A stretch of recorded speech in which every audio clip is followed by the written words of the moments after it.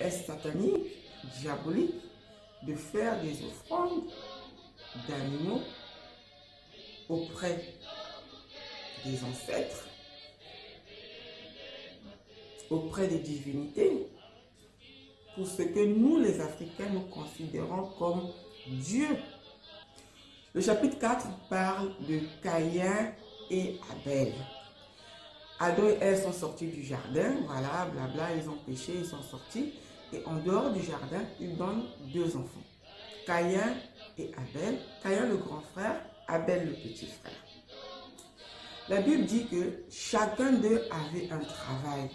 Caïn était cultivateur et Abel était berger. Je vais relever Genèse chapitre 4, le verset 1. Abel faisait paître les moutons. Caïn cultivait le sol. À la fin de la saison, Caïn apporta au Seigneur une offrande de fruits de la terre. Abel apporta lui aussi des prémices de ses bêtes et leur graisse.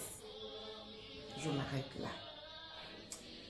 Donc, dès l'origine, je vais relever un enseignement qu'il y a dedans.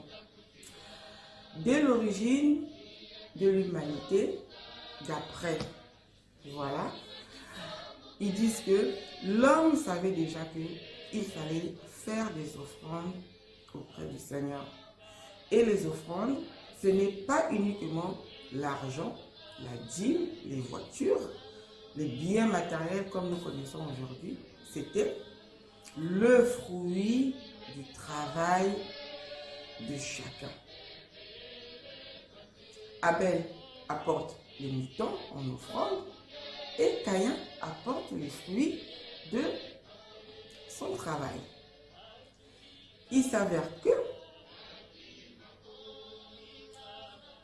aujourd'hui, si un Africain, un Kémite, un vrai, désire faire une offrande d'une poule, d'un coq, d'un mouton à ses ancêtres pour les remercier ou pour demander quelque chose de spécifique, va-t-on dire que c'est de la sorcellerie?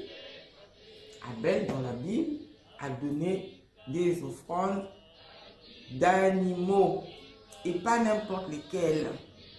Les prémices de ces bêtes et leur graisse. Abonnez-vous.